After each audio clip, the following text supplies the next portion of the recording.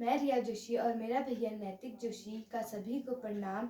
आज हम फिर से एक नया भजन लेकर आए हैं। आप सभी जरूर सुनिएगा और प्लीज लाइक शेयर सब्सक्राइब करना ना भूलें। धन्यवाद।